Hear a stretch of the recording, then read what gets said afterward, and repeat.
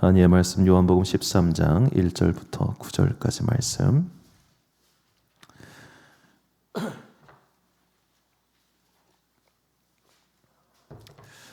네, 저와 함께 한 절씩 교독하시겠습니다.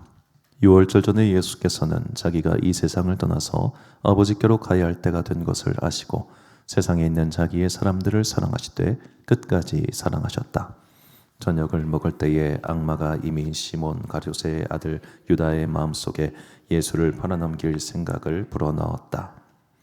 예수께서는 아버지께서 모든 것을 자기 손에 맡기신 것과 자기가 하나님께로부터 왔다가 하나님께로 돌아간다는 것을 아시고 잡수던 자리에서 일어나서 겉옷을 벗고 수건을 가져다가 허리에 두르셨다. 그리고 대야에 물을 담아다가 제자들의 발을 씻기시고 그 두른 수건으로 닦아주셨다. 시몬 베드로의 차례가 되었다. 이때에 베드로가 예수께 말하였다. 주님, 주님께서 내 발을 씻기시렵니까? 예수께서 그에게 대답하셨다. 내가 하는 일을 지금은 내가 알지 못하나 나중에는 알게 될 것이다. 베드로가 다시 예수께 말하였다. 아닙니다. 내 발은 절대로 씻기지 못하십니다. 예수께서 그에게 말씀하셨다. 내가 너를 씻기지 아니하면 너는 나와 상관이 없다. 9절 함께 읽습니다. 그러자 시몬 베드로는 예수께 이렇게 말하였다. 주님, 내 발뿐만이 아니라 손과 머리까지도 씻겨 주십시오. 아멘. 발을 씻으시는 마음의 기도라는 제목으로 하나님의 말씀 선포하겠습니다. 제가 참 좋아하는 이 논어의 한 구절이 있는데요. 기소불욕을 물시어인이라 라는 말입니다. 내가 원하지 않는 것을 상대에게 행하지 말라. 이 공자는 이 8글자를 한 글자로 줄이면 서다 라고 합니다. 저게 생각할 서자거든요. 생각하다, 용서하다 할 때 서자인데 이것은 같을 여자의 마음 심자를 씁니다. 같은 마음이라는 거예요. 그러니까 같은 마음으로 내가 원하지 않는 것을 상대에게 행하지 않는 것, 이것이 유교가 최고로 칭찬하는 도를 행하는 모습입니다. 자, 이것과 비슷한 이야기를 예수님께서도 말씀하셨습니다. 마태복음 7장 12절을 보면 그러므로 무엇이든지 남에게 대접을 받고자 하는 대로 너희도 남을 대접하라. 이것이 율법이요 선지자니라. 자, 남에게 대접을 받고자 하는 대로 남을 대접하고 남이 내가 싫어하는 것을 남에게 행하지 않는 것. 자, 이것이 많은 사람들이 동서고금에서 말하고 있는 사람을 상대하는 최고 좋은 모습입니다. 그런데 이 말씀에는 각각 이 말씀만 딱 떼어놓고 봤을 때 한계가 있습니다. 그 한계는 뭘까요? 생각과 행동의 주체가 바로 나라는 겁니다. 저를 예로 들자면 저는 완전히 강아지과 사람입니다. 그러니까 사람을 보면 좋아하고 사람한테 말 걸고 싶어지고 사람 주변을 좀 서성이는 타입이에요. 그래서 되게 이제 말 거는 거 좋아하고 아는 척하는 거 좋아하고 그러니까 상대방을 알아가는 거 되게 좋아하고 어떤 외향형이에요. 제가 외향형. 이인 건 확실한 것 같아요. 그러다 보니까 이제 뭐가 있냐면 저한테 항상 이런 게 있어요. 내가 좋아하는 방식대로 상대에게 다가갔을 때 상대가 그걸 원하지 않으면, 예를 들어 고양이과의 사람이 있습니다. 고양이과의 사람은 아는 척하는 걸 그렇게 싫어합니다. 누가 옆에 와가지고 아우 집사님 잘 지냈어요? 딱 질색이에요. 고양이과는 그냥 나를 못 본 척 했으면 좋겠어. 목사든 권사든 다 마찬가지야. 이게 목사가 와가지고 아유 집사님 어떻게 지내셨어요? 그것도 싫어. 왜? 나는 그냥 네가 나를 신경 쓰지 않아도 나는 잘 알아서 할 테니까 제발 나에게 관심 꺼줘. 이게 고양이과거든요. 그러니까 개랑 고양이랑 같이 살면 서로 힘들어요. 사랑의 언어가 너무 달라. 개과는 자꾸만 가가지고 만지고 싶고 그냥 붙어있고 싶고 하는데 고양이과는 너무 귀찮아. 세상 귀찮은 게 옆에 달라붙는 거예요. 그러니까 좀 꺼지라고 이렇게 된다고요. 그러니까 내 방식대로 사랑하고 내가 하기 싫어하는 거를 상대방이 하지 않는 것이 과연 그 사람도 원하는 것인가. 그래서 누군가를 사랑하는 게 참 쉽지 않아요. 자, 만약에 오늘 본문에서 마태복음 7장에서 말씀하신 것처럼 예수님께서 우리가 원하는 방식대로만 사랑하신다면 어떨까요? 내가 이것을 원하니까 이것을 주시는 예수님, 내가 이렇게 나를 만나주시길 원하니까 그런 방식으로만 만나주시는 예수님. 그런데 오늘 본문에서 예수님께서는 이 마태복음 7장에서 나온 누구든지 남에게 대접을 받고자 하는 대로 행하라라는 말씀과는 조금 어긋나는, 맞지 않는 행동을 하십니다. 바로 제자들의 발을 씻겨주신 사건이죠. 자, 발을 씻겨주신 사건 이전에 오늘 본문 1절에서 이 모든 행동은 다 제자들을 사랑하는 마음에서 하셨다는 것을 이야기합니다. 본문 1절 말씀 보니까 세상에 있는 자기 사람들을 사랑하시되 끝까지 사랑하시나. 그러니까 예수님께서 자기 사람들을 사랑하시는 방식으로서 뭘 택하셨냐면 발을 씻는 것을 택하셨다는 거예요. 자, 이 발을 씻으시는 장면을 한번 생각해 봅시다. 제자들이 이걸 원했을까요? 제자들이 예수님과 함께 다니면서 주님께서 언제 한번 내 발 안 씻겨주시나? 이 생각을 한 번이라도 했을까요? 만약 제자들이 정말로 예수님께서 자기의 발을 씻겨주시길 원하셨더라면 오늘 본문의 베드로 같은 반응은 나오지 않았을 겁니다. 본문 5절과 6절 말씀 보니까 물을 떠서 제자들의 발을 씻으시고 그 두르신 수건으로 닦기를 시작하여 시몬 베드로에게 이르시니 베드로가 이르되 주여 주께서 내 발을 씻으시니까 왜 이러시냐는 거예요. 왜? 한번 상상해 봅시다. 제가 갑자기 주일날 오늘 세종식 하겠습니다. 한 분씩 나오셔가지고 저한테 발 내미십시오 하면은 여러분 어떻게 생각하시겠어요? 저 목사 이상하구만. 아무도 그걸 원하지 않아요. 자, 발이라고 하는 신체 부위를 한번 잘 생각해 봅시다. 여러분의 발을 남에게 보여주고 싶으십니까? 굳이. 특히 이제 여성들 같은 경우는 이제 하이힐 오래 신는 분들은 족지 외반증이라 가지고 튀어나오고 그런 분들이 있잖아요. 그러면 정말 남에게 발 보여주기 싫어요. 저도 남한테 발 보여주기 싫어요. 남성들 같은 경우 특히 이제 우리는 발냄새에 민감하죠. 혹시 냄새 나지 않을까? 뭐가 묻어 있지 않을까? 하여튼 발이라고 하는 신체 부위는 남에게 보여주고 싶지 않은 거예요. 그런데 남에게 보여주고 싶지 않은 부위를 지금 내 앞에 두래요. 내가 씻어주겠다고. 누가 해달래요? 아무도 그것을 원하지 않은데 지금 예수님께서는 자기 사람들을 사랑한다는 풍신으로 굳이 실은 발을 내밀라고 하십니다. 왜 그랬을까요? 예수님께서는 우리에게 하나님께서 자기 사람을 사랑하는 방식을 보여주신 겁니다. 하나님께서는 때로는 내가 싫어하는 방법으로 나를 사랑하십니다. 내가 원치 않는 방법으로 나를 사랑하십니다. 왜 그럴까요? 성격이 못되셔서 그렇습니까? 아닙니다. 그래야 그 속에 있는 쓴뿌리를 끄집어낼 수 있기 때문입니다. 누구에게도 보여주고 싶지 않은 나의 본성을, 누구에게나 감추고 싶었던 나의 악심을 하나님께서는 헤집어 놓으십니다. 그리고 그것을 들춰내시는 거예요. 마치 감추고 싶었던 발을 내밀라고 하시는 것처럼, 그것이 예수님의 사랑 방식인 것처럼 오늘 하나님께서는 그 마음을, 꽁꽁 감춰둔 내 마음을, 꽁꽁 감춰둔 나의 현 상태를 드러나게 하신다는 거예요. 누구도 이걸 알게 하고 싶지 않았어요. 여러분도 하나둘씩 그런 거 있지 않습니까? 제발 목사님이 이것만은 모르기를, 제발 누군가도 이거를 모르기를 감추고 싶은 나의 그런 게 있단 말이에요. 예전에 제가 굉장히 이제 교구 사역하다가 재밌는 일이 있었는데, 어떤 성도님이 이제 기록한 이름이 있어요. 근데 병원에 입원하셨다는 거예요. 주일날 빠지셨길래 전화해 보니까. 그래가지고 권사님 그럼 제가 병원 갈게요. 오지 마세요. 한사코 오지 말라는 거예요.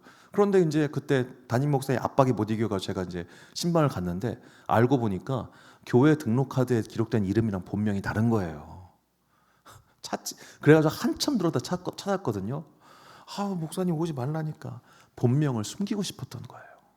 그러니까 오지 말라고 했던 거예요. 자, 이처럼 우리에게는 다 분명히 무언가 남에게 보여주고 싶지 않은 그런 모습들이 있을 겁니다. 하나님, 이거 선 넘지 마세요. 여기 선 넘으시는 거예요. 하나님이 이것만은 건드리지 않기를 바라는 무언가가 있을 겁니다. 그것이 나의 마음이든 나의 상황이든 어떤 것이든 말입니다. 그런데 하나님께서는 일부러 그것을 뒤집어 까십니다. 헤집어 놓으십니다. 왜? 그렇게 한번 헤집어 놔야 네가 너의 상태를 알 테니까. 그렇게 한번 헤집어 놔야 네가 뭘 고쳐야 될지를 알 테니까. 그렇게 한번 헤집어 놔야 네가 온전해질 수 있으니까. 이것이 하나님께서 때때로 우리의 삶에 원치 않는 방식으로 다가오시는 이유입니다. 어떤 사람에게는 반갑지 않은 병을 주십니다. 어떤 사람에게는 반갑지 않은 경제적인 어려움을 주십니다. 어떤 사람에게는 반갑지 않은 인간을 만나게 하십니다. 어떤 사람에게는 반갑지 않은 사건을 만나게 하십니다. 왜 우리는 그때마다 하나님께 원망합니다. 왜 나에게 이런 걸 허락하셨나요? 왜 내가 이걸 만나야 되나요? 왜 내가 이 나의 쓴 뿌리를 마주해가지고 나의 속을 북닥북닥하게 만드시냐고요. 왜 나를 화를 건드리시냐고. 하나님이 뭔데 그 선을 넘어오시냐고. 그렇게 화를 낼 수 있을 겁니다. 그런데 하나님은 그런 것과 아랑곳하지 않고 선을 넘어오십니다. 발을 만지십니다. 누구에게도 보여주고 싶지 않았던 내 발을 만지시고, 그리고 말씀하십니다. 이게 내가 너를 사랑하는 방식이라고. 하나님께서는 오늘 우리의 삶이 온전해지길 원하시기 때문에 내 마음속 깊은 곳에 감춰놨던 그것들을 끄집어내시는 거예요. 왜? 끄집어내지 않으면 결국 그것이 독이 돼서 네가 망할 테니까. 성경에는 그 마음속 깊숙이 감춰져 있던 상처, 원한, 분노를 그것을 꺼내놓지 않았기 때문에 결국 망한 사람의 이야기가 나옵니다. 사사기에 나오는 입다라고 하는 사람입니다. 입다라고 하는 사람은 므낫세 지파의 길르앗 족속의 아들입니다. 그런데 이 사람은 출생이 조금 미천했어요. 그의 아버지가 이제 밖에 나가서 기생에게서 얻은 자식입니다. 자, 그러니까 집안에서 어떤 대접을 받았겠습니까? 쫓겨났겠죠. 제대로 된 대접을 먹고 쫓겨났습니다. 그리고 그가 만난 사람들을 성경은 잠류라고 말합니다. 사사기 11장 1절부터 3절 말씀 제가 노란색 부분만 읽겠습니다. 길르앗 사람 입다는 큰 용사였으니 기생이 길르앗에게 낳은 아들이었고 그 아내의 아들들이 자라매 입다를 쫓아내며 이에 입다가 그의 형제들을 피하여 돕당에 거주하며 잠류가 그에게로 모여와서, 자, 이 잠류라고 번역하는 히브리어 레크의 뜻은 사악하다라는 뜻입니다. 그가 돕당에 거주했을 때 그에게 찾아온 사람들은 사악한 사람들이었습니다. 그 사악한 사람과 어울렸으니 입다가 설령 그가 출중한 능력을 가지고 있다 한들 그는 그 악에 이미 물들었던 것이죠. 그 악이 쫓겨났다고 하는 분노, 그가 아버지의 사랑을 받았겠습니까? 어머니의 사랑을 받았겠습니까? 누구의 사랑도 받지 못한 채 버려진 사람인 거예요. 어렸을 때부터. 그런데 능력이 있으니까 그 잡류들을 끌어모아가지고 꽤나 명성을 떨치게 된 겁니다. 요즘 시대로 비유하자면 그냥 길바닥에 내앉았는데 싸움질 잘해가지고 조폭 두목이 돼서 전국구가 된 거예요. 전국구가. 이렇게 돼가지고 어슬렁거리고 있었는데 마침 전국구 깡패가 이름을 날릴 기회가 왔어요. 바깥에서 외적이 쳐들어온 겁니다. 암몬 족속이 쳐들어와가지고 그 당시 이제 이스라엘 사람들 가운데는 그들과 맞서 싸울 만한 군사 지도자가 없었어요. 그러니까 길르앗의 장로들이 입다를 찾아가가지고 당신이 우리 이제 지도자가 되어 주시오. 군사 지도자가. 그러면 당신을 우리의 완전한 지도자로 인정하겠어요. 사사로 인정하겠다 그 말입니다. 그러니까 입다가 오케이 알았어 해가지고 이제 전쟁에 나가게 되는데, 나가기 전에 그가 이렇게 기도를 합니다. 사사기 11장 30절과 31절 보니까 그가 여호와께 서원하여 이르되 주께서 과연 암몬 자손을 내 손에 넘겨주시면 내가 암몬 자손에게서 평안히 돌아올 때에 누구든지 내 집문에서 나와서 나를 영접하는 그는 여호와께 돌릴 것이니 내가 그를 번제물로 드리겠나이다 아니라. 자, 이게 바른 기도입니까? 지금 그는 인신제사를 드리겠다고 하는 겁니다. 인신공양. 내가 인신공양하겠다. 왜 그런 말을 했을까요?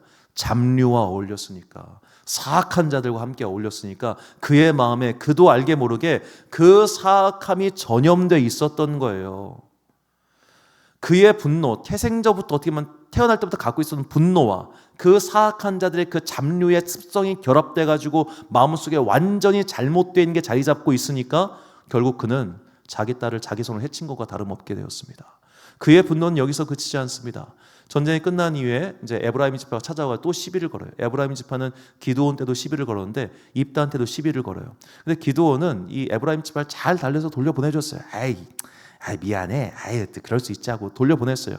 그런데 입다는 너 잘 걸렸다 이거예요. 싹 다 때려잡습니다. 몇 명을? 42,000명을.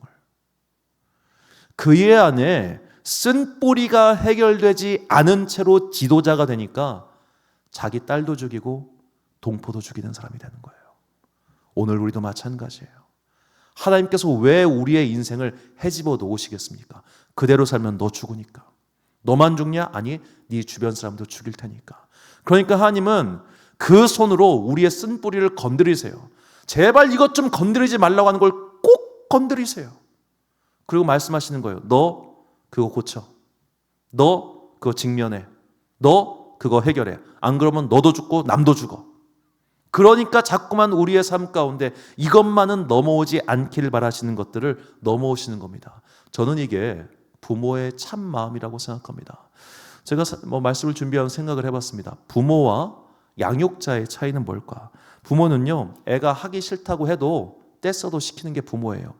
양육자는 굳이 하기 싫다고 하는 거를 시키지 않는 게 양육자입니다. 하기 싫어? 알았어, 하지 마. 그게 양육자죠. 왜? 딱 거기까지 내 선이니까. 근데 부모는 애랑 싸워서라도 해야 될 걸 시키는 게 부모예요. 애랑 싸우고 싶겠습니까? 여러분, 굳이 언성 높여가면 떼떼떼떼 하고 싶은 사람 아무도 없을 거예요. 다들 교양 있게 애들 키우고 싶으시잖아요. 응?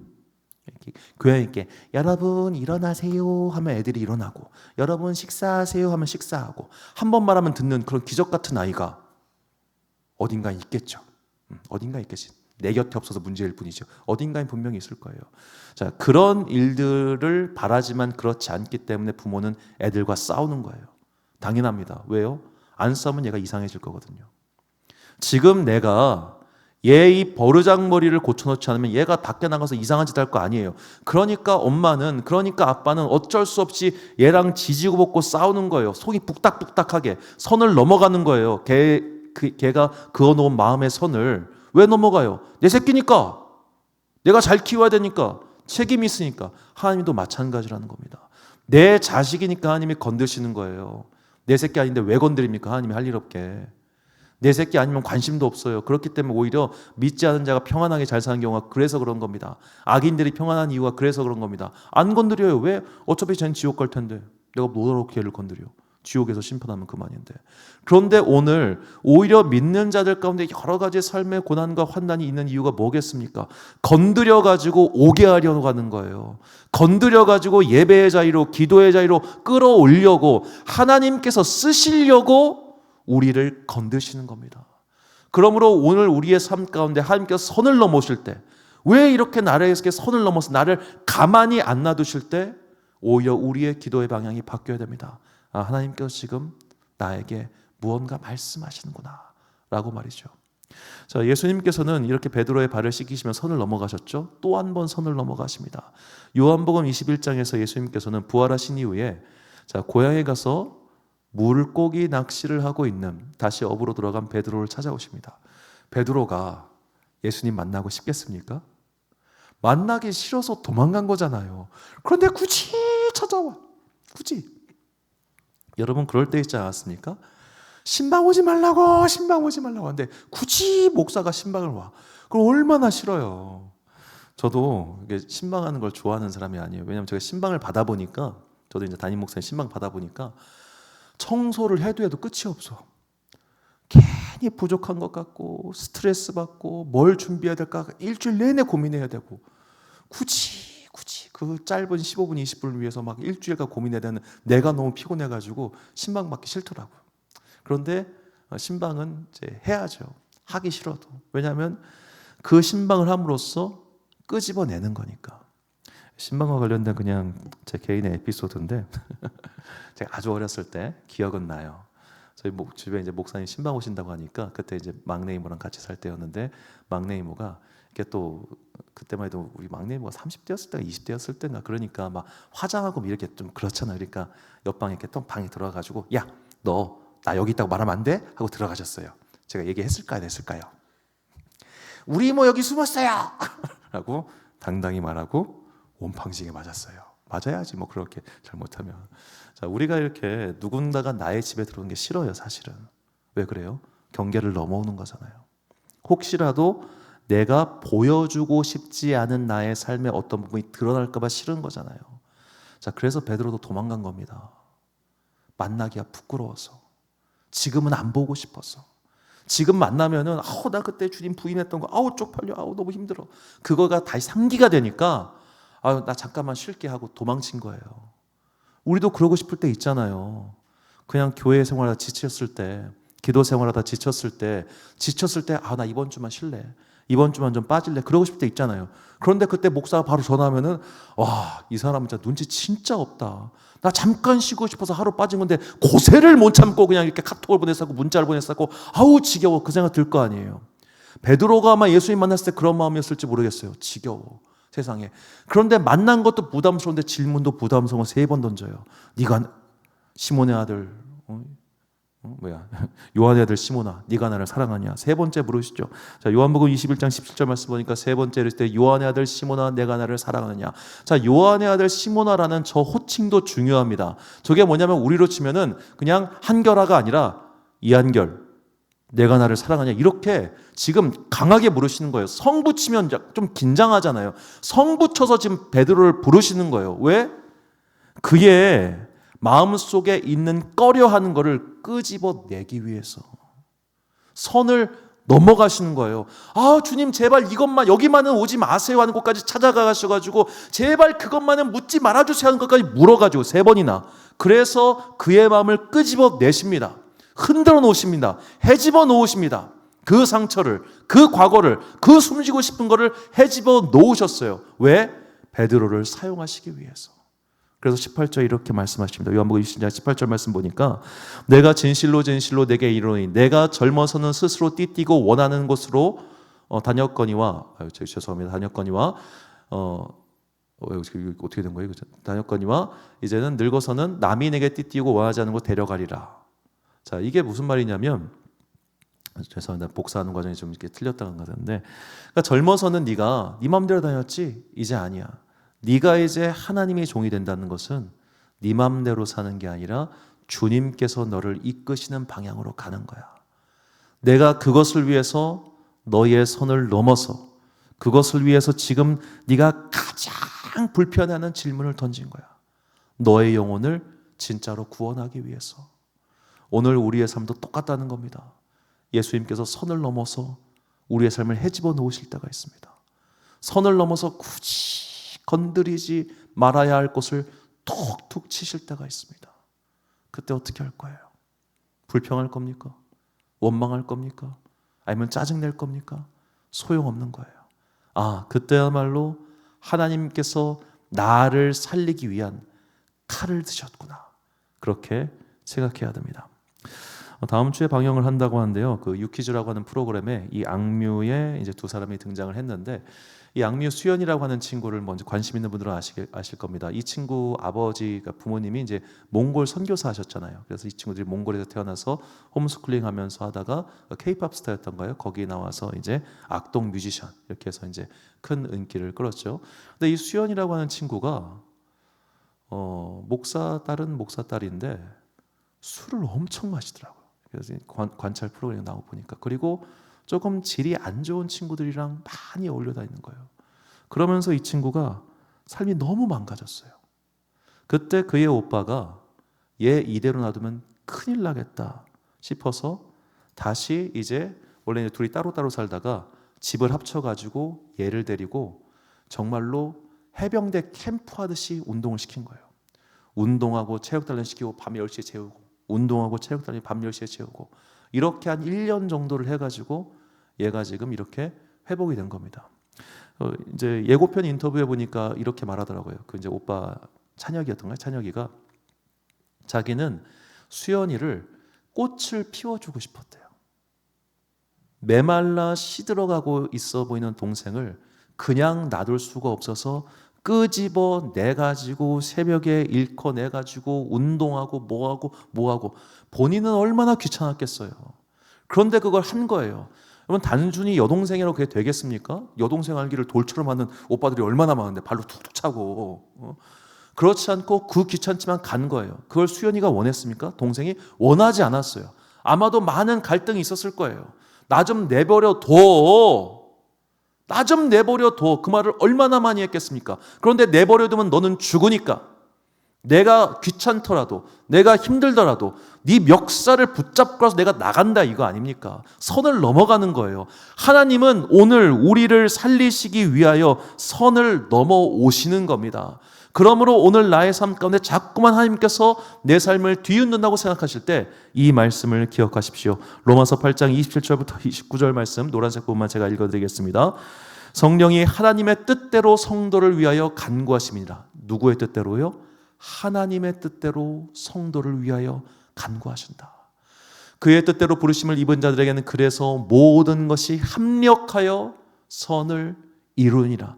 이렇게 합력하여 선을 이룬 이유는 바로 그 아들의 형상을 본받게 하기 위하여 미리 정하셨다. 우리는 우리의 뜻대로 되기를 소망하고 기도할 겁니다. 그러나 성령님은 우리의 뜻대로가 아니라 하나님의 뜻대로 성도를 위하여 기도하고 계십니다. 그거 하나님의 뜻 아니야. 그래서 네가 이렇게 기도해도 나는 이렇게 기도할 거고 결국 이것이 이길 거야. 그렇게 하나님께서는, 성령님께서는 우리의 삶에 침투해 들어오십니다. 여러 가지 사건과 사고들이 있을 겁니다. 그런데 그것들이 모두 다 합력하여 뭘 이룬다? 선을 이루어요. 그 선을 통해서 우리는 그리스도의 장성한 분량으로 성장하게 된다는 겁니다. 바울은 또 추가로 이렇게 이야기합니다. 고린도전서 2장 9절 말씀 보니까 기록된 바 하나님이 자기를 사랑하는 자들을 위하여 예비하신 모든 것은 눈으로 보지 못하고 귀로 듣지 못하고 사람의 마음으로 생각하지도 못하였다 함과 같으니라. 하나님께서 우리에게 예비하신 것들은 우리의 계획과 기대 속에 있는 것이 아니라는 겁니다. 나의 소망 속에 있던 것이 아니라는 겁니다. 나는 이런 채찍을 원한 적이 없어요, 하나님. 나는 이런 고난을 원한 적이 없어요, 하나님. 나는 이런 시련을 원한 적이 없어요, 하나님.